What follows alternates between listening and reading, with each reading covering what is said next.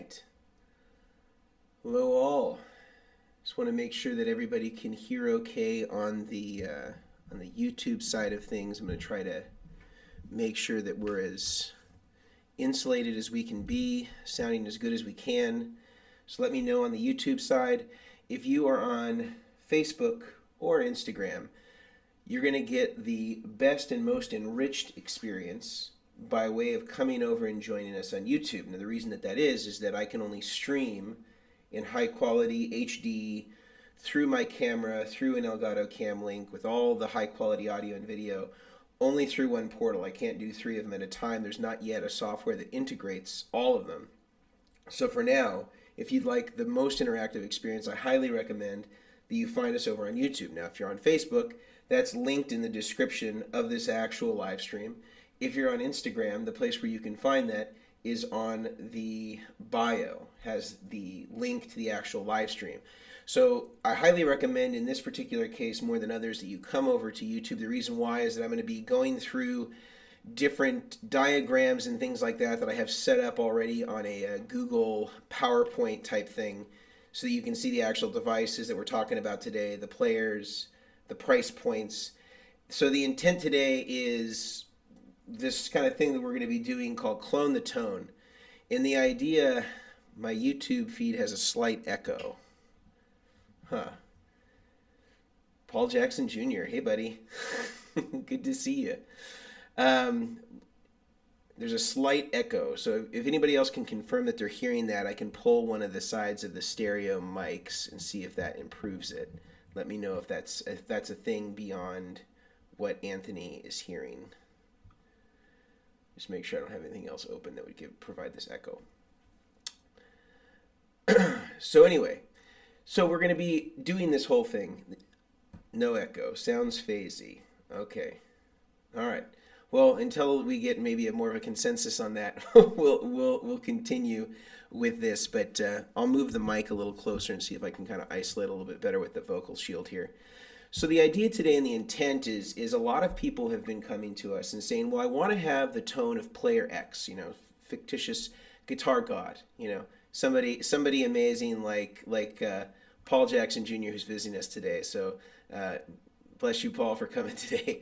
But you want to have tone of player X. And so what I want to do is I kind of want to distill this so that there can be multiple different levels with which you can, whether you have a low budget or a high budget to go crazy and get the exact same thing that those artists have, or to kind of have an abbreviated version of that. I want you to be able to access it no matter what your level is of budget. So we're going to go through a couple of people that have been requested. That's John Frusciante, that's Stevie Ray Vaughan, John Mayer, Andy Summers from the Police, and John Frusciante is from the Red Hot Chili Peppers. And then we're also going to do, there's one other player. Who was the other player we're going to do today? Andy Summers, John Mayer, John Frusciante, and Eric Johnson, of course. How could I forget? And so we're going to go through those at different price points and kind of talk to you about it and why I kind of think that those are good choices. Now, before we get started, I definitely want, oh, and got our good friend David Ryan Harris. Hey, Dave. I just want to let you know that we do have a podcast, the Rig Doctor Podcast. In fact, we just had a new episode go live today. Really cool thing about this is I interviewed Paul Chalk from Chalk's Power Supplies, who's one of the kind of premier power supply manufacturers in the world. And we really went through like everything regarding the different types of power supplies. And he is an extremely technical individual. And although I like to feel like I did a layman's version of explaining some of this stuff, he really goes deep into the arena of power supplies, linear versus switch mode, and even corrects me on some of the terminologies that I've been using incorrectly. He's a highly, kind of like a doctorate level understanding of this sort of stuff, and so really gets into the weeds, and it's really great to just understand some of the do's and don'ts of power supplies beyond some of the things that I've already talked about. The other thing I just want to let people know is we also have Patreon accounts available. We have one as low as $4.99, and that gives you free shipping on any Vertex items that you may want. It allows you also the privileges of private Q&As and live streams that we do every Friday. Also, you get discount codes on merch, discount codes on Vertex products, and access early before everybody else for our new products like our new pedal boards that are coming out. And then we have another tier beyond that, which is at $19.99 a month, And this gives you email conversations with me, the rig doctor, so we can talk about your rig. I can help you distill the things that you need and really get you going as far as having kind of somebody on standby to help you consult with your rig. And there's even a third version of this, which is at $49.99 a month. And this gives you all the privileges of the first two. Plus, you get to do a 1 hour Skype, FaceTime, Zoom with me every single month. So you can have some real one-on-one coaching, really help you troubleshoot all those things. Now, the thing I want you to know, though, is if for some reason you cannot afford to have this Patreon account, the basic level is not in the cards for you right now, the $4.99 a month. That is no problem. All you need to do is send us an email, info@vertexeffects.com, and let us know that you are in searching for a free account. We grant 100% of the requests for free account, and we just trust that when your financial circumstances have changed, that you let us know. There's no means testing required. We just don't want there to be any barrier between you and getting good tone. So just send us an email and we will give you a free account. No questions asked. So just a heads up for all those people. So let's get started. So I'm going to kind of go back and forth between the PowerPoint and then we'll kind of come back on screen, and I'm going to try to mix it up just so it doesn't stagnate. But let's just make sure that we can see everything here. I'm going to go to sharing my screen. So you should be able now to see this PowerPoint presentation. All right, here we go. So this is clone the tone, copying the tone of the guitar gods at 3 price points.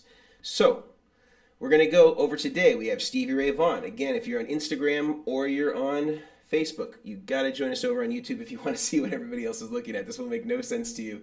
You're just going to see my face. So we're going to talk about Stevie Ray Vaughan.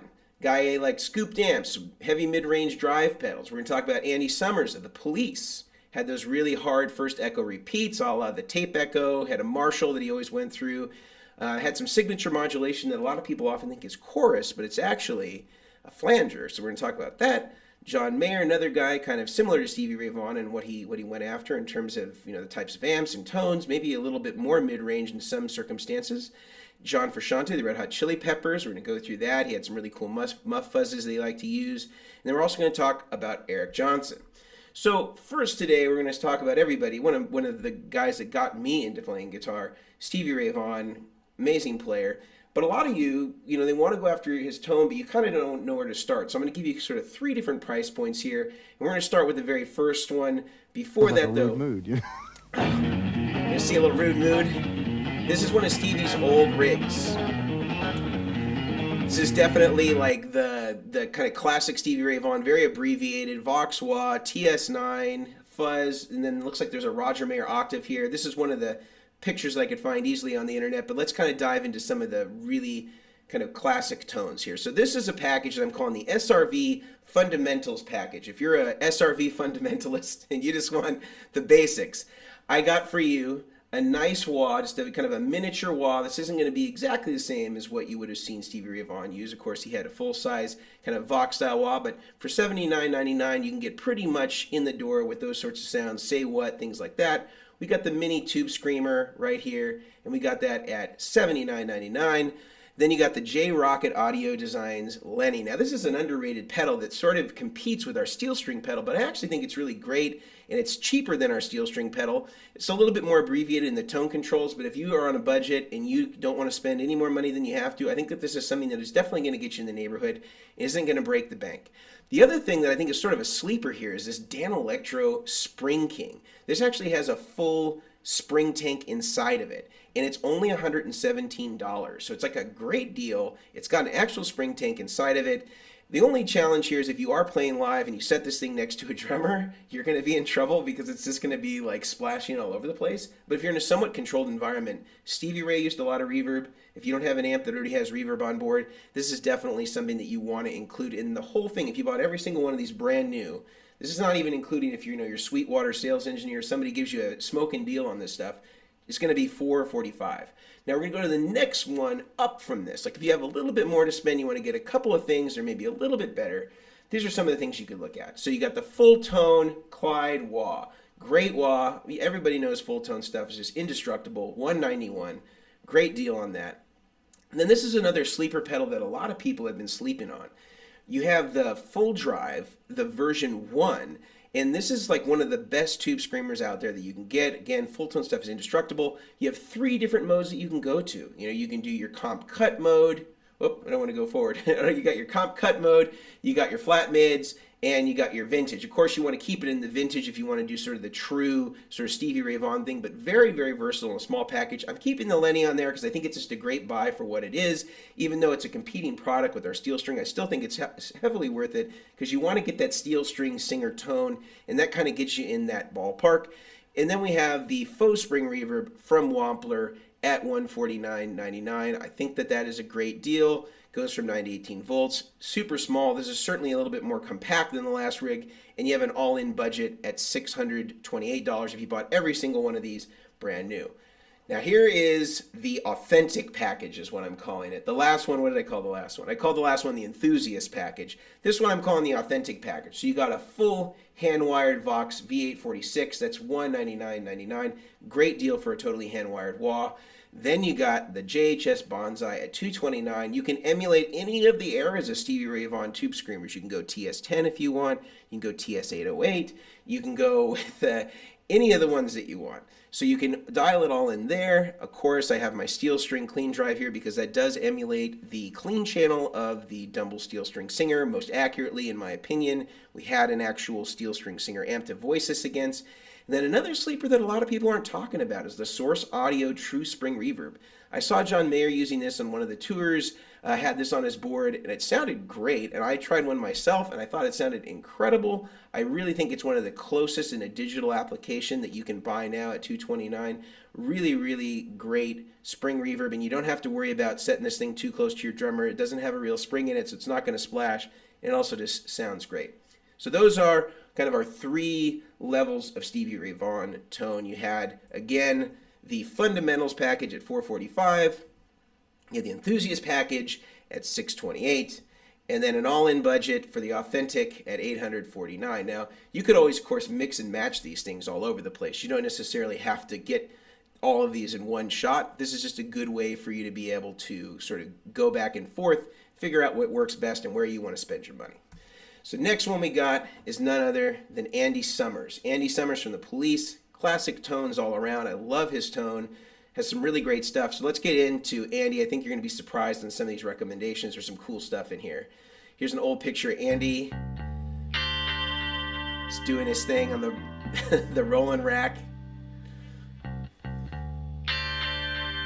So let's get into it. We're going to talk about fundamentals package right here. This is got some really simple stuff. So Andy always was a guy that had a compressor. Sometimes it was a Ross. A lot of times it was a Dynacomp. So we have one of just the basic Dynacomps here. We have the one that's at $79.99. And then we have the Electric Lady. Now this is the thing where a lot of people got confused with Andy Summers. They thought that he was always using a compressor, or sorry, he was always using a chorus. He was actually using the Electric Mistress flanger. This one does a really good job by Moore in the E-Lady in recreating that, kind of more the filter matrix version of the original one that Andy had, and it's super small, and it's only $65. So it's like a really good deal, doesn't cost too much, and I think is definitely worth your while if you're considering getting the Electric Lady sound, but you don't want something as giant or as hard to work on because those old Electric Mistresses are just rat's nests to work on. He always used a micro amp, so we have the micro amp on there, kind of just the standard one at $79.99. And then for his Marshall sound, he always kind of used a 70s era Marshall, like a JMP, either a 4-input or a vertical input. The Super Crunch Box is a really great Marshall style pedal, kind of based on the Marshall Governor, which is one of my favorites. This is $99.99, it's $100. Great deal, sounds like a Marshall, gets you that crunch tone at a low price. And then of course the Memory Man. Now Andy used a tape echo, so this is a little bit different than a tape echo. But as far as emulating a tape echo, that was what the Memory Man was meant to do. So we're delivering that. That's $92.60, and all in, if you just kind of want the fundamentals of what Andy Summers doing, you can do so for a little under $420. Now if you got a little bit more to spend, here's another sleeper one for you. The Whirlwind compressor, which is made by Whirlwind. A lot of us know them for making cables and stuff for the stage. They make an exact repro of the original Dynacomp, hand-wired, true bypass, all the stuff that you want. This is 99 bucks. It's super inexpensive. It's super well built. A lot of people don't know about this. So that's a great way to get a Dynacomp that's even better built than the original ones that they have now, kind of the reissue style. That's a great buy. If you're going to go and upgrade on your flanger, you can get a newer version of the electric Mistress, true bypass, and all the cool things that you want. That's at $131. Then we have the micro amp again at $79.99. Great deal there. Again, the Super Crunch Box, I don't feel like you can beat that price for a Marshall style. It's a really good deal. Sounds like a Marshall. Does great. You know, and you don't want to set it too gainy for Andy Summers, but you want to have a little crunch. And then I got the Keeley Mag Echo. This is sort of his take on a tape echo. This is $149.99. Your all-in budget, $561. Now, if you're a true, authentic fan of Andy Summers, you want to go all the way, you're going to get yourself, of course, a Script Dynacomp, the original Dynacomp that Andy would have used. Now, this one is the one that a lot of people don't know about. This is the Long Amp Roxanne. This guy's in Poland and makes exact repros of the actual electric Mistress. It sounds so amazing. It has the original Panasonic chips. It is unbelievably good. I have one and I'm just blown away, and it's so much smaller. It's like the size of an MXR flanger or something like that. It's really small compared to the original electric Mistress. Sounds unreal. Another good one, if you can still find them, is made by Theo Hartman, but they're not around and not that easy to find anymore, so I highly recommend the Long Amp. Very, very well built.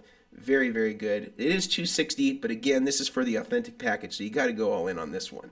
Still keeping the micro amp on there. We can't really do much better than what Andy already used. But then I'm upgrading our Marshall style pedal to the JHS Angry Charlie. This is a really great governor style pedal that's even better built than the MI audio one. Just better parts, better components, and just sounds great through a clean amp. Really can get that JMP era Marshall sounds.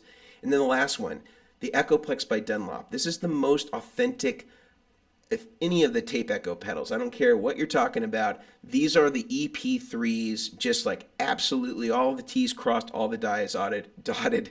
I can't get this to sound any different than my EP3. If I'm really being honest with myself, it sounds so close to my solid state Echoplex. I cannot believe it. It sounds super, super good. So I highly recommend this one. This is an all-in budget of $870. Now we're going to go on to John Mayer. This is one that's going to be controversial, I know. John Mayer. Here's a recent John Mayer pedal board. It's got the Klon and the Katana and the TS10, Qtron, Aquapus, Neo ventilator on there. I haven't seen that in a while. And the Flint. So let's take a look. So here's my budget, sort of fundamentals John Mayer package. You have a TC Spark, $49.99, very inexpensive. This is sort of replicating the Katana thing. A lot of things that John Mayer does on the input is really just compensating for different levels on the guitar. So if you have a guitar that has a humbucker and another one that's all single coils, this is something you might use to kind of compensate for that. That's kind of how he uses that first in-line Katana. So you could kind of use this Spark in a very same way. It's very linear. It's not going to color the tone. You just set it where you need it, and it's very small. We're going to go back to that old Tube Screamer. The mini one is $80, sort of unbeatable in terms of its price for what it does. It's going to get you in the Tube Screamer zone for $80. Next, we got the Soul Food. This is sort of emulating the Klon type thing. For $86.20, you can't get much closer to a Klon at that price point. It does a really great job, stacks great with the Tube Screamer. And then, of course, if you've been following Mayer, you know that he's gotten into doing some of the Grateful Dead stuff. You need to have that Qtron on there. He's got, of course, the larger one, but you can get the abbreviated version for $95.80. And then he likes that single kind of really deep, single slap repeat. I'm going to give you a memory toy on this one, even though it's not the same as his Aquapus. It is an analog delay. It does have that warmth and fatness that you want, and you can get it all in kind of at the baseline here at $404.60 with these all in. But I want to take you one step up. You can get the Katana Mini here for $99, so a little bit more, get you a nicer version, the exact thing that John Mayer has in a mini version. I love that full tone, full drive 1. Has all the tones, really small, doesn't have that second channel like the full drive 2, but you got your vintage mode, your comp cut, and your flat mids. You can definitely dial in a lot of different Mayer tones in there. You got the Conspiracy Theory from Way Huge. This is an excellent, excellent Klon replica. Sounds great, has some of the color giving tribute to the original Klon. These definitely stack great together, the full drive and Conspiracy Theory. And then you got your micro Qtron. This is getting you in the range of the old Qtron that John Mayer uses, kind of the larger version of this at $95.80. And then I've upgraded our delay to an analog mini delay. If you know anything about the old Ibanez delays. They were very similar to the Boss DM2, which is what the Aquapus is based off of that John Mayer uses with that MN3005 chip. But you can get into one of these as low as 120 bucks. So this is all in your enthusiast package, $565.80. Now, if you want to go all in, you want to get crazy, you really want to nail that John Mayer tone, we're going to leave the Katana on there. You can't get any better than that.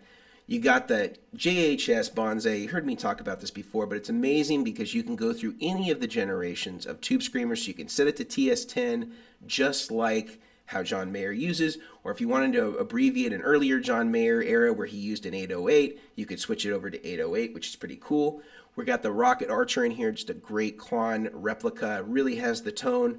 That one is great at $189. I threw my steel string pedal in there because, as you know, John Mayer always went into a steel string singer, or his 2-rock before that was emulating a steel string singer. So you got to have the kind of the fatness and the compression that adds on. So I'm putting that in there. We have the Qtron Plus, which is actually what John Mayer uses. So that one you got to have. That's at $167. And then the Aquapus MK3 doing kind of the DM2 thing, just better, cleaner, true bypass, all the things you want at $149.99. And this is an all-in for the authentic package, $1,036. Now, we're going to go to John Frusciante. We only got 2 more left, and then we're going to start taking some crazy questions. We got John Frusciante.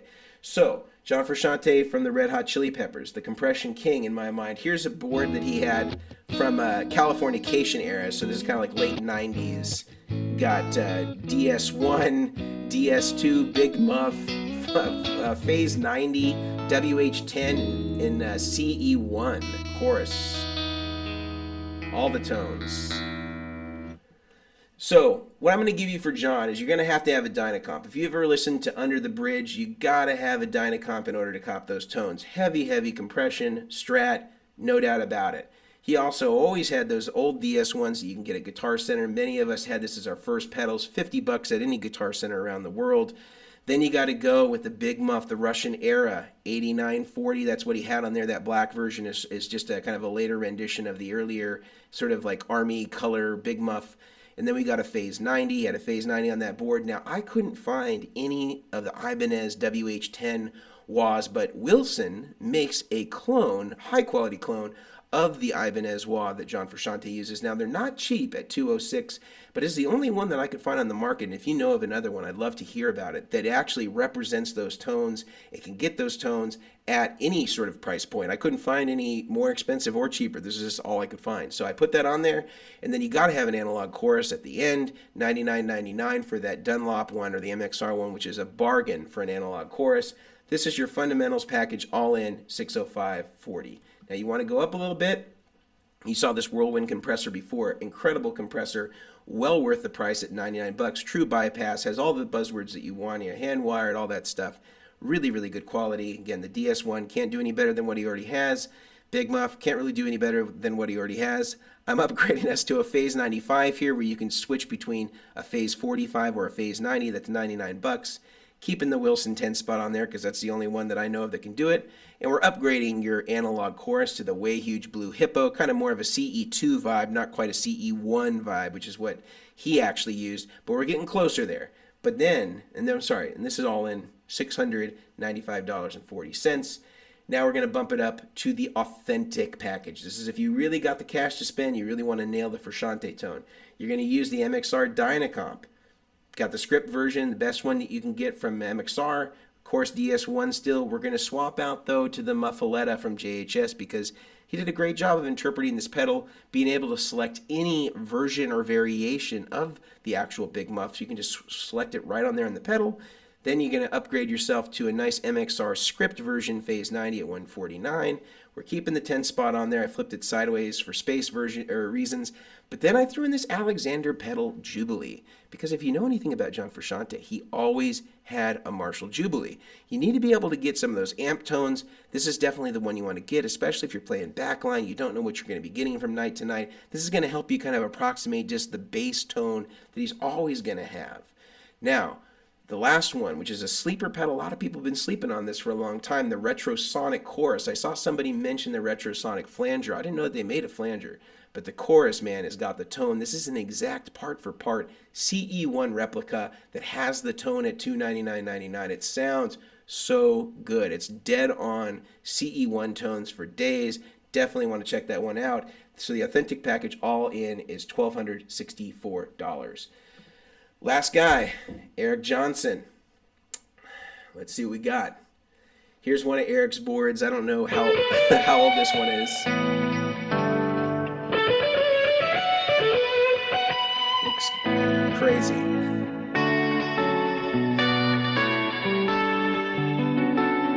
All right. Heard a little Eric Johnson star licks there. So we're going to look at his tone. I think you got to start off with the compressor. The clean tone, a lot of this stuff, he always had a vintage Dynacomp. We're going with the cheaper version, so we want to just go with the straight up kind of first generation reissue kind of versions MXR Dynacomps, the one that everybody knows. These are $79. You got to have the tube screamer. This is kind of part of his dirty rhythm. We know about this tube screamer. We talked about it a few times. It's $79.99. Great deal for just a small mini tube screamer. Then you got to have this one. This is arguably, to me, the most important part of Eric Johnson's tone. A lot of people think fuzz, but it really is a lot about the tube driver. And this FET driver really nails that tone of the tube driver in a solid state version. There's no tube in it or AC power cord like the old BK Butler, but it sounds really great. There's also a Joe Bonamassa version of this one, which is also really great if you couldn't find the FET driver for some reason or you were looking on Reverb.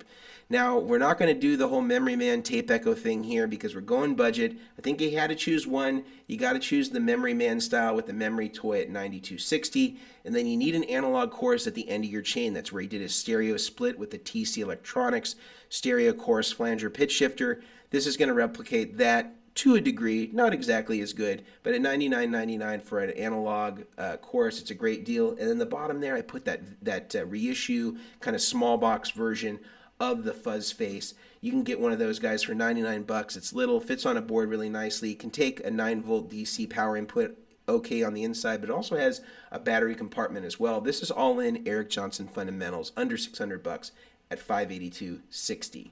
Now, next step up, you want to get a little closer to the EJ tone, you're going to go with that Whirlwind. I know I've been kicking this around the whole time, but it's a great deal for what it is. Hand-wired, true bypass, LED, 9-volt tap, all those things that you want.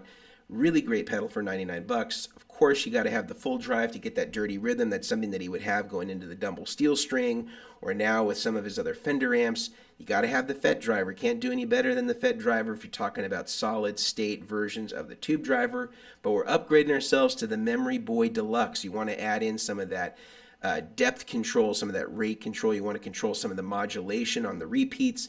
And then we're going to upgrade to the Fender Bubbler Chorus. This is actually a sleeper pedal that a lot of people don't know about. It's a pretty good sounding chorus. I would say it's kind of more in the Boss chorus range than the TC, but you can dial it pretty, like to be pretty, I'd say, sensitive and not too over the top, which is kind of what the TC chorus does really well. Kind of more that 12-10 vibe. It can definitely get in that if you kind of lower the sensitivity and lower the depth and rate and just kind of have a slight warble. And then I left, of course, the Dunlop fuzz on there, the fuzz face at 99 bucks. You got to have that too if you want to be doing the Eric Johnson thing. And this is all in at 768 bucks. Now here's the last one. This is if you are a true fan of Eric Johnson, you really want to do it with kind of modern day stuff. You got to, of course, have the Script Dynacomp. That's what Eric always was using, Script Dynacomps. So here's a Script Dynacomp reissue. It's got the power, it's got the LED, all the stuff you want. You got the Tube Screamer, the TS-808. This is just a reissue version. Of course, if you wanted to go crazy, you could get a new one for like 800 bucks. Or sorry, original one for 800 bucks. If you get a new one, it's going to be 180. You got to have the FET driver. Nothing's going to do it better than the FET driver. I haven't found anything that can do it like the tube driver except that one. Here's the current edition of the Deluxe Memory Man from Electro Harmonix, 221. Has all those great things. Now, if you wanted to get a reissue version or an original one, you're probably looking at about double this price at minimum. And you got that AC power cord, which can be a little pesky. But I'm adding in also the Dunlop Echoplex. We talked about it earlier. It is the best Echoplex out there for an EP3, and that is what Eric Johnson uses, the solid state Echoplex. And then I put an original TC chorus, flanger, pitch shifter, chorus on here. This is exactly what Eric Johnson uses. Great pedal, very subtle, sounds great. It is pricey at $319. And then I also have the Eric Johnson Fuzz, which is made by Dunlop. But these are fantastic if you want that tone. I believe it's a silicon version, and that's $199.99. All in package is $1,191. So that is what I have for you as far as the clone the tone today. Let's take us back to the camera. So I said I would vary this a little bit more regularly between. Let me get my microphone a little closer here. A little bit more regularly between the screen, but I don't know. In the heat of it, I felt like it would be kind of weird for me to keep going back and forth. It would give you vertigo. So I'm really interested though to hear what you think would be adequate substitutes in some of these situations, because I'm sort of going off of the four walls of my brain as far as kind of where I thought we could reasonably create similar tones to what those artists use. The hard thing is that on a budget, it's you have to abbreviate somewhere. When you're trying to go authentic, that's pretty easy because you know what the reference point is. You can go after that. But when you don't know, exactly how the sort of the similarities will play out in some of the cheaper versions, that's where I think maybe some of the rubber meets the road as far as making good recommendations. But I'm definitely curious as far as what people have to say. I want to get into some of our questions though, and kind of spend the back half of the stream here, kind of going through questions, and then of course anything you guys want to add, I'm all in. So let's see what we got.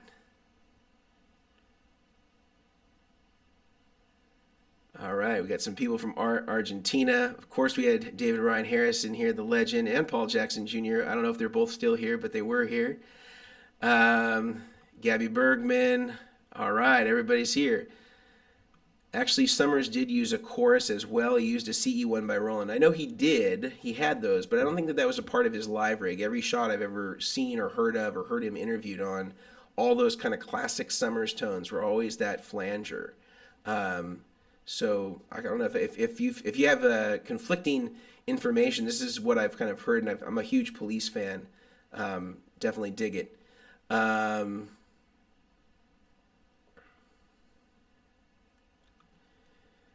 Yeah, they do have similar sounds, but I think still the flanger has a little something different, just by the nature of how it works.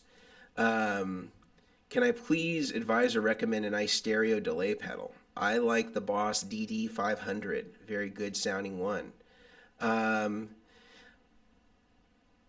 You got a TC tuner, a Blues Driver, a Waza Blues Driver, a TS808, V2, Boss DM2. I feel that this setup changed my tone. Well, you don't have a buffer, a good quality dedicated buffer. I would look in getting some sort of buffering. And then also, if your cables aren't great, that could be a problem too. You want high quality soldered cables. Mogami's great, not too expensive. I would check there first. Think about getting yourself a good dual buffer. We have some great videos on that if you want to check out some of our recommendations. All right, and then Paul also had recommended the TC Flashback, and you can get the Walking on the Moon. That's like a real hard first repeat type delay. Paul Jackson Jr., thank you. I'm glad that this is helpful. Hopefully some people will stimulate the economy from their own homes on some of this stuff. That's not the intent of this. It's just to kind of give people an overview, but maybe this will have this auxiliary effect. Andy also used a Distortion Plus. Okay, I wonder if that was later, because on most of the boards that I've seen, again, it's like Distortion Plus was not on there. I saw the micro amp, tape echo, flanger, compressor. Sometimes it was a Ross in the earlier days, and then I saw it moving into the MXR version, the script. And I didn't know that Retrosonic makes a version of the Mistress, so I'll have to check that out because they make some really cool stuff. Live and Die by the Angry Charlie. It is a great one. Angry Chuck is awesome. Spark for a compressor. I haven't heard of that. I just know of it as a boost. Not sure if the company, but Mutrons are being marketed again. Yeah, I heard that too, Paul, and I saw it, and they're great. I think that there's kind of a weirdness of some of the stuff that Electro Harmonics is making, that this, for some reason, people dig it. Another guy who made a cool one was Theo Hartman, but I don't think he's in business anymore. He made a really cool version, but I am interested in checking out those Mutron ones. They don't seem like they're very available, though. There's also that Bangle Effects that was one of the guys that had made one of the Mutrons, so I'm curious about those, too. JHS is the best mass-produced pedal company in Earthquaker. Cool. They make great stuff. I don't know if I can give the moniker to just one brand. There's like a lot of them that are making really good stuff. J Rocket Archer, yeah, and you'll see. I'm sure you saw that I recommended them later down the line. Dave, my pleasure. I don't know. I don't have any information about that, so I'm gonna skip that one. Um, Hi Mason, been playing. This is from Instagram. This is from Kirby. Been playing the Vertex steel string lately. Just got a Silver Sky to play with it. Well, you're gonna be in John Mayer heaven, I hope. Those are two great pieces of gear, so enjoy. I saw them on the Californication tour. This is Paul, and he had tons of pedals, all Line 6 modelers. Cool. I saw that once he got into Danny, California, he had some huge stuff and like Moogs and all that stuff. That one that I pulled was from like 99, the picture that I showed. Fraser, apparently the Ibanez is bringing back the WH-10. David Ryan Harris is also confirming. This is cool. This is great news. That one by Wilson, though, I know it's going to be killer. That guy makes great stuff. Really, really good stuff. Axe FX 2 used might get you all these sounds. Yes, it would, but that's showering with a raincoat on. But it has its place. Not to diss the Axe FX, but it's never going to be as good as any of those products individually. Retrosonic is fire. It is so fire. It's great. Davey J, the big thing with the CE1 and the Frusciante tone was the preamp. It added a bit of always on boost. Yeah, I'm going to make it too small. It's a great thing. It also did a stereo split. And I think that DS1 always went to a Showman. It was a 200-watt Marshall Major. Well, I think if on a lot of the stuff on that kind of Californication era, which, and pre that, he had some Marshall Jubilees and a Bandmaster or a Showman that was clean that I think the DS1 was running into off the board. And I think it was getting split out from something, either the chorus or something before it. I'm not sure. EJ. Yes, David Ryan Harris is here. He used both Major and Jubilees, but don't forget about that Showman. I know he had a big Showman, like a 100-watter on there. Massive tone indeed. That board is no more than 3 or 4 years ago. He didn't have the Barracuda flanger until the last experience tour. Well, it's just one example of a board. It's not sort of the finite end-all, be-all. I think in the last thing I saw him using, he had gone back to the original Avia Musicom board, which is just like a piece of plywood painted black. I believe the FET driver is just the JB FET driver without the signature. I'm not sure. I think the regular FET driver was out before the JB one, but I could be wrong on that. But I don't know the answer to that. I haven't compared them. We need to review how to set up an amp, because if you're only using one amp because he didn't. Right. Well, I think you would set your amp clean, and you would have to then approximate with the pedals. You have to kind of set the baseline based on that. Also, an option on the TC2 Pilot. Oh, tube driver clone. That's cool. I didn't think about that one. Echoplex versus analog delays. Well, fundamentally different things, although certainly the analog delays, some of them were really trying to get in that arena, like the Memory Man was trying to be a tape echo, and even the old literature and advertisements would try to show them as being these comparable versions. Analog delay is more reliable, not as noisy. But certainly the preamp in those Echoplexes, and what they did just created a tone is incredible. I don't know that it's an either or. It's sort of like a both and. Any news on the pedal board releases? We're working on prices. That's the main thing. I just don't want to put out a price to you preemptively and then have to walk it back. So that's why I'm not talking about the prices on them. Best delay with tap tempo under $200. Probably something used. It's going to be digital, if it's got a tap tempo, or at least partially digital. I think the Boss stuff is probably going to be among those, or the Eventide time factor used is probably around that range, I would say. This is Davey J. I've been debating on a tape echo pedal. I know that the Bell Epoch is a go for a lot of folks, including EJ, but I'm curious to see what your thoughts are. I think I made it clear, man, the Dunlop one is the closest that I've found. I think it is it's definitely the closest sounding to a solid state Echoplex to my ear. I bring back up the Sweet Tea for the Johnson tone. Okay.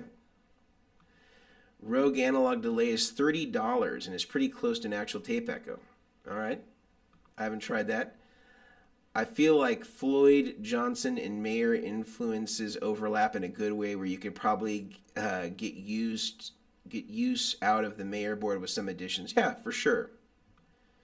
Why Echoplex over carbon copy? Well, if you're trying to do a actual tape echo sound, the carbon copy is doing an analog delay sound. Fundamentally, the Echoplex pedal is actually trying to do an Echoplex. All of the preamp, all of the tape sound. What about an HX stomp? You could certainly model a lot of things out of there. I don't think any one of those effects would be any good as good as any of the individual effects. Hello from Croatia. Hello from Maryland. Mike, I think I got your question just now. Marshall amp in a box, Full Tone Distortion Pro. Yeah, those are old ones. I think actually they rebranded that into the Plimsoll, in a way. Love the Dover Drive. Yeah, I forgot about that one, man. That was a foul up on my end. Dover Drive. Forgot about that. That was a good one too. Yeah. Sorry for getting that one, Chris. Thank you for putting that in there. From Instagram, I hear great things about the Buffalo Effects TDX for a tube driver substitute. I actually haven't heard about this, so I will check that out. Thank you for that recommendation. The Seriatone Centura, also great. I just think it's really big, and so that's kind of why I stayed away from that one. And also, I think it's there's not a lot of people that have them. They're kind of like special order things. Maybe there's more dealers now, but certainly the Rocket one is fantastic. It's small, and it's easy to get anywhere. Correct on the flanger, it nails Andy for sure, as long as you have the right one. Hello from Puerto Rico.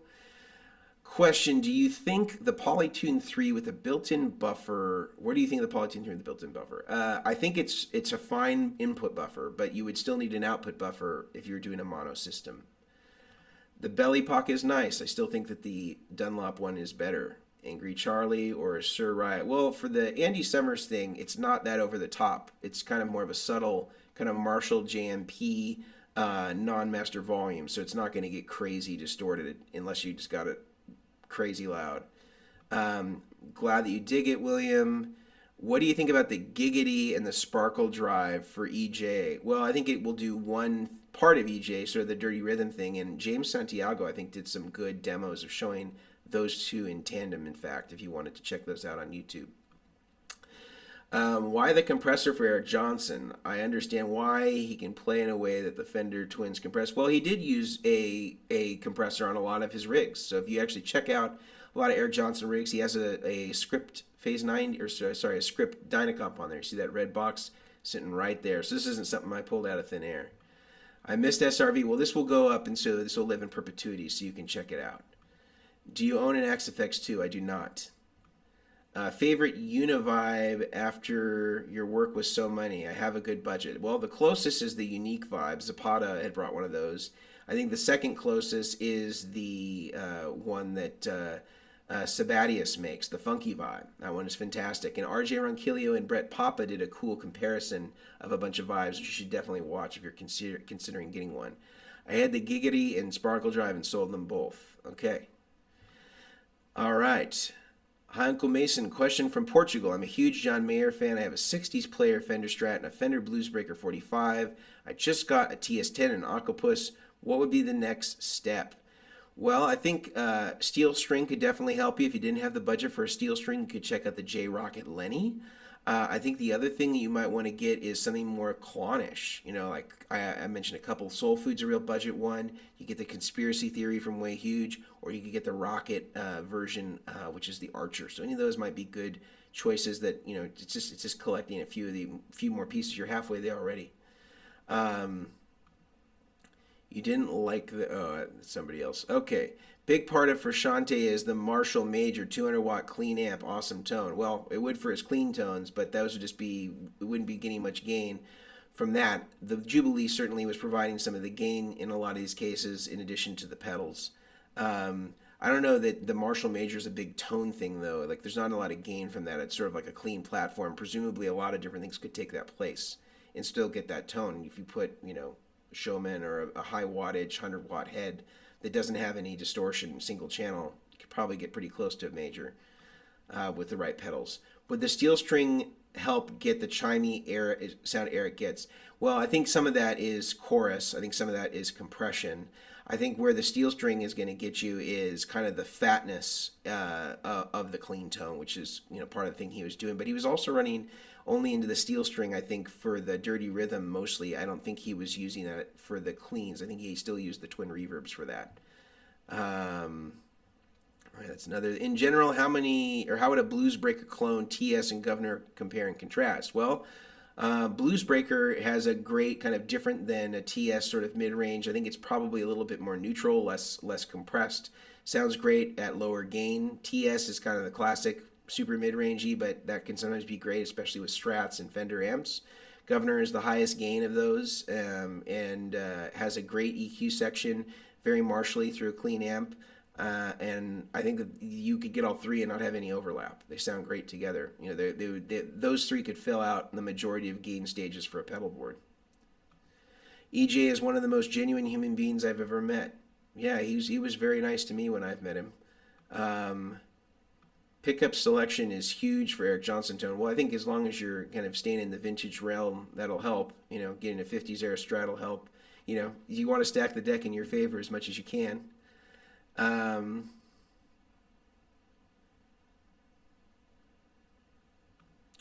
designed a steel string singer using the high-low filters and knowing the preamp output tubes as well. You designed an amp from that. Cool. Just joining, so apologies this has been covers, but where is there an update on the new pedal boards? There isn't any update. I'm still keeping it sort of under wraps until we have the final prices determined. I will let you know as soon as I know. Easiest way to know is sign up for our newsletter, and you'll get an email the day that we have them available. I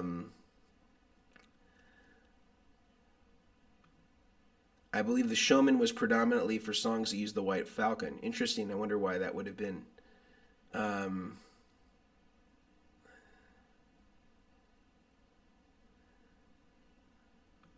Those guys play big loud amps. How do you get there with 20 watts? Well, I think you could still use those pedals, and I think that the wattage is just going to kind of determine the space that the sound is going to take up. You have a sort of a Fender Deluxe reverb and you're using these, it's 22 watts, or a Princeton, you can still certainly get there. You may not need to use as much gain from the pedals because the amplifier will get you there pretty fast. Hey Jay, sorry, late as usual. Did you mention the Red Dirt? I didn't, but that's a great Tube Screamer alternative. I didn't mention that one though, but that is a good one. Why are some of my gain pedals microphonic? Microphonic isn't tapping in the box will be audible through the amp, and why are their power cables microphonic? Well, this is not necessarily always something with the pedal. This could be something going on with your guitar. Like if you hold your guitar with your hands and you're grounding it there and you touch the pedal, does it have the same effect? If you turn the volume off from your guitar and you touch it, does it do the same thing? Sometimes there's other things downstream which are unrelated to the pedal. The other thing I've noticed is a lot of manufacturers do not ground the cases of their pedals, so they paint them powder coat or whatever it is they do, and then the case is actually floating. So in some of the demonstrations that we get on like DIY interfaces, I have everybody Dremel out all the holes and make sure that you've grounded everything properly, so that when you connect the case, you actually get some sort of shielding by connecting it. And some companies do not do that. In fact, a lot of them don't do that. This is something that I have to do when I get in pedal boards, where I have to go through and Dremel them all out and make sure that the foot switches are grounded and that the pots are grounded to the chassis. In some cases they're just floating; they're not connected. Wish you would build some of those rigs so that we can hear them. Me too. There's some pretty cool ones on there. I've been trying to find a reliable answer on this, but what power supply should I get to reliably power the HX effects and a few other standard 9-volt pedals? The Chalks ones I think are great. The DC7 will do it. I think you just use a parallel cable, so you're doubling the current at 9 volts, and I think you have to. I don't think the polarity is reversed, but I think it's a 2.5 millimeter on the line 6 end, and you'll be ready to go. You're a saint. Thanks, brother. Be safe. Thank you very much, Napalm. I love the Mojo Hand Effects Villanova vibe. I haven't tried that one. I asked about the Axe Effects because I designed EJ's 05 Steel String Singer in that way. Got it. What's the cleanest drive from Vertex to play Mayer like Heavier Things LP? Certainly the Steel String would be the one. Davey J, people get very usable sounds out of Axe Effects, but there's something to be said about the unit that focuses on one thing. Well, I mean, bottom line with Axe Effects, take your guitar and point it at your Axe Effects, see if you get the feedback. There's like some things that just can't do. So I think it's just a consideration. There's just a time and a place for if you're on stage and you're not the focal point of the music. I can understand using a Kemper, using an Axe Effects. But as far as like a tone thing, I don't think it's certainly not preferable to me. I just got an RJM PBC6X. I assume just keep the 2 built-in buffers on at all times, but appreciate your thoughts on the basic setup. Yeah, if you have just 6 pedals plus the volume pedals, kind of 7 total pedals, turn on the input buffer, turn on the output buffer, and this will be pretty good. There's some I can think of that are better, but I think it's going to get you, what you need in order to condition your line acceptably. Dan of New Jersey, what do you think of this? I put my echo after distortion and reverb. Incredible sound on a P90. Well, I think it would be pretty typical. You put the echo after your distortion and reverb. That's not an uncommon thing. Robert Bradshaw would always put reverb before his echo because he wanted to have the reverb, then repeated. Why did you choose the TS Mini on most of these and not the TS808 or the TS9? Well, budget reasons. It was the least expensive version for the budget versions. That was the reason. Wampler Ethereal Nobles? I don't know. I haven't compared it to a real Nobles. I do have a real Nobles though. Heard Mutron earlier. I like the Analog Man for those classic Jerry tones. Okay. Any chance of a video like this for bass players? Pino Palladino, Flea, Prince, James Jamerson. It's a good idea. We should definitely do that. Is there a huge difference between a tube screamer and a tube driver? They are not at all similar. Very different. Just bought an Ultraphonics after wanting one for a while. Let me know how it goes, William, when you get it. Hope you dig it. And a question from Instagram. What do you think of the Bassman 59 as a bass for great John Mayer tone? It's not exactly what I would say is the quintessential Mayer tone, but I think it's workable. I don't think it's like get rid of the amp or anything like that. I think that this would be a place where the filter control and the steel string would really help you kind of dial in that mid-range because the Bassman's going to have a lot more mids than a normal blackface Fender would, which is kind of the derivative amps for a lot of the stuff that John Mayer's done. So you might want to back that filter down, kind of carve out the mids a little bit more. But I still think that those are great amps. Nothing wrong with that amp. Jamie Brown, have you tried the Synergy Amps OD Dumble model? I haven't. I've had a couple people ask, but I don't have any of the Synergy stuff. So I don't. Even if I got it, I would still have to figure out a way to sort of integrate it into their system. I guess you still could just put it into the return of any sort of amp with an effects loop and evaluate it that way. But no, I haven't tried it yet. What do you think about using the BD2 as an always-on? The Blues Driver? I mean, to me, the Blues Driver stock always kind of reminds me of a Robert Cray lead tone. It has a very sort of upper mid, sort of bordering on 2K sort of lead tone. Can be a little nasal, and it's not bad. I just think the BD2 tone for Mayer is like kind of like vultures, like those in-between positions, because it helps bring that forward when it can get a little dark and lose a little volume in the 2 and 4 positions. The BD2 kind of helps balance that out, in my opinion.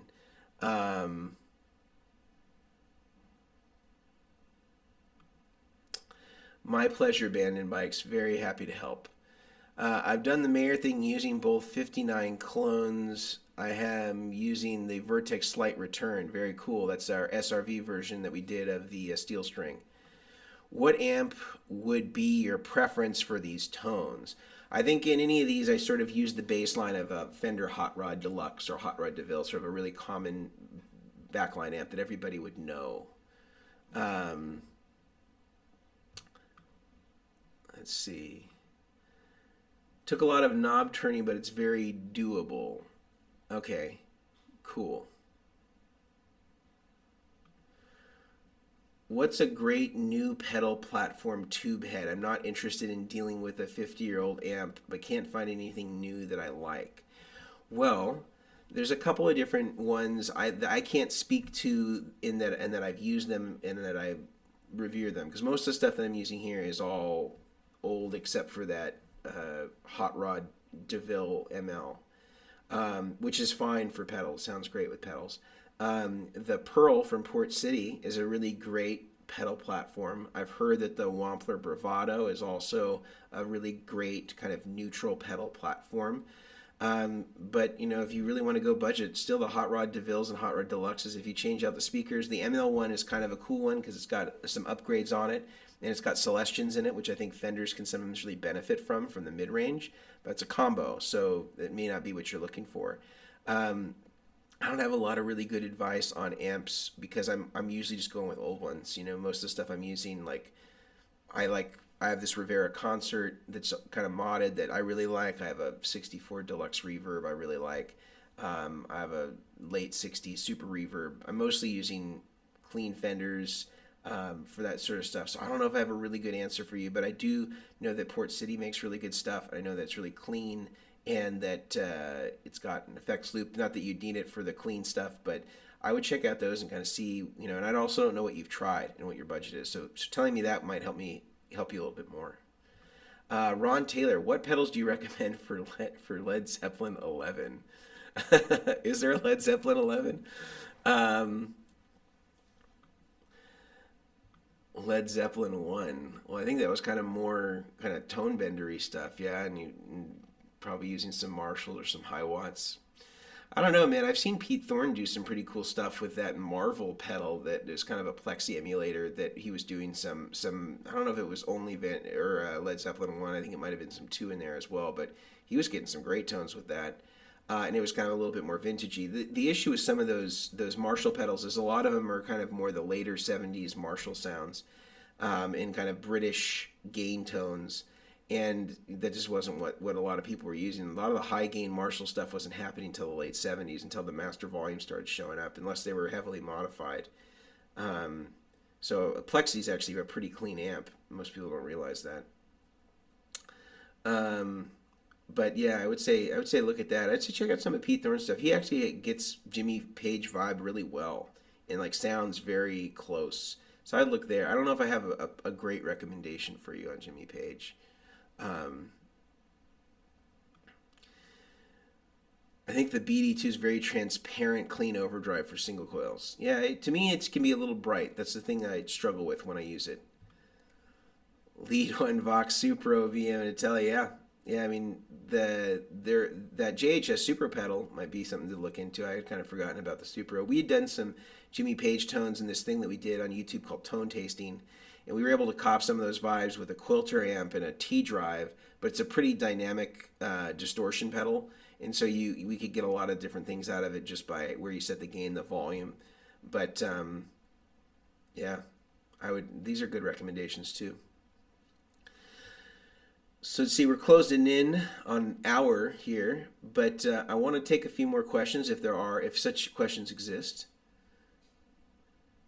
Zen Drive 2 for some Eric Johnson tones. Yeah, isn't that what he's using now? I think I saw one of those on his newer rig, the tube version, which is so bizarre because the tube in a 9-volt pedal is absolutely worthless. It just is not doing anything. It's almost just like for show. You know, it doesn't, unless you're getting 250 volts on that thing, it's not doing anything. It's just kind of there for games.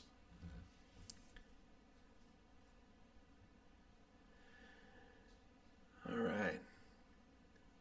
Any other questions? I was surprisingly able to race through some of these. Any other questions on Facebook or Instagram? We'll host them up here.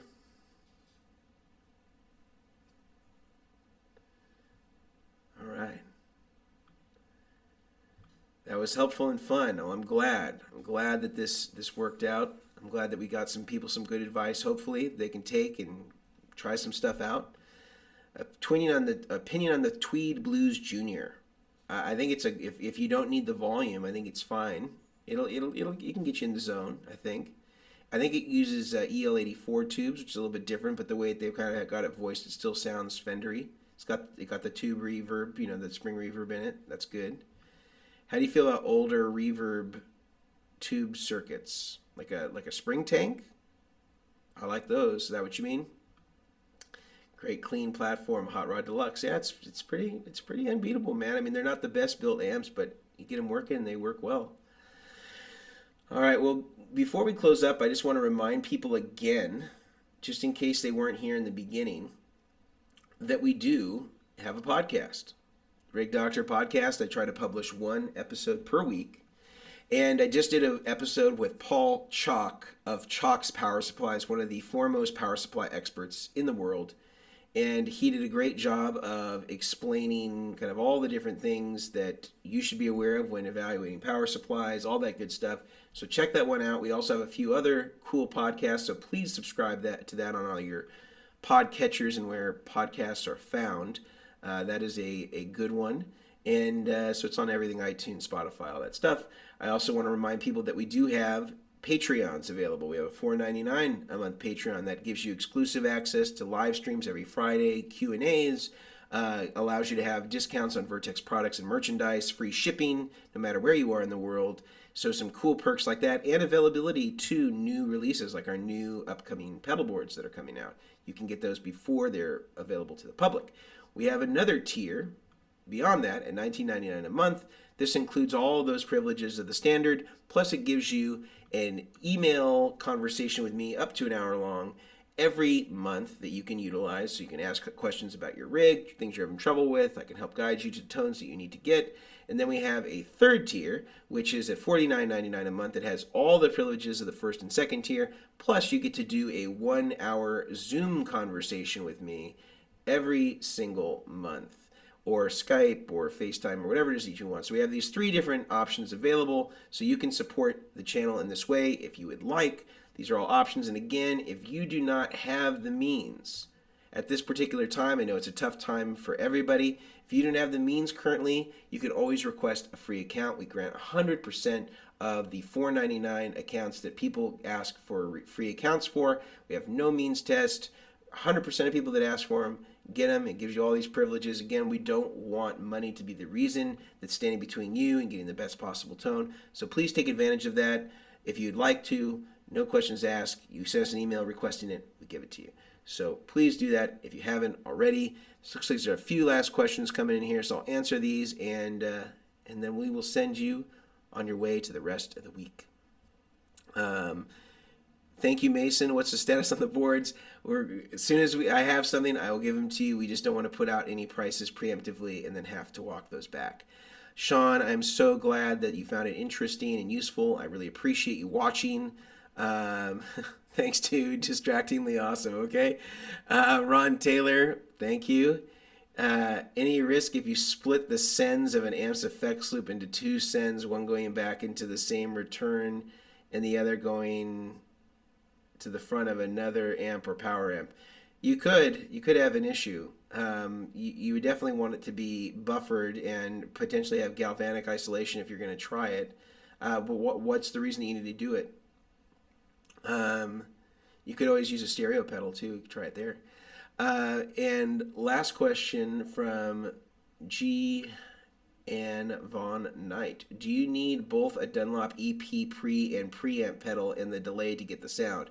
You don't, but on the Van Halen rig that I built, I put a preamp on there because I couldn't tell if there was a way to bypass, or when you bypass the delay, you lose the preamp on the delay because it's true bypass. So you had to have the preamp before it on, so you could always have the preamp in circuit. So that was my workaround on there, very primitive. If I were smarter, I would have just integrated them. But because it was a giveaway, I didn't want to go crazy and start modifying the end user stuff. Kevin Lee, what makes a volume pedal more transparent than others? Well, a buffer would make it the most transparent. I often hear about tone suck when it comes to volume pedal. Well, the workaround is sort of like what we did with our volume expression output on the Vertex Boost, where you can put any expression or volume pedal in there, and it completely removes the impedance that's associated with the volume pedal, so there's just no tone suck at all. It's completely isolated in terms of the impedance. It has its own sort of like island that it's living on impedance-wise, so it doesn't matter what the value of the pod is that you're putting in there. It's going to react the same every time. No tone suck. Now, if you didn't want to do that, there is the Lely volume pedal, which is very well built, has a buffer inside of it. I don't think the buffer is as good as ours, but as far as transparency of commercially available, it is fantastic. But if you just wanted to use whatever you have right now or any Ball Boss, whatever, you could buy our Vertex boost. You'd have a great quality boost. Plus, it will allow you to use your volume pedal without any tone suck whatsoever. And Bill, appreciate the way you're supporting the community. Speaks a lot to your passion, character. I appreciate that. Thank you. Thank you all for being here today. And please make sure that you subscribe. Please make sure that you like. Please leave a comment. Please leave a thumbs up. All those things, even though they seem benign and unnecessary, they really actually do help. So thank you for that. Have a great week. We will see you later.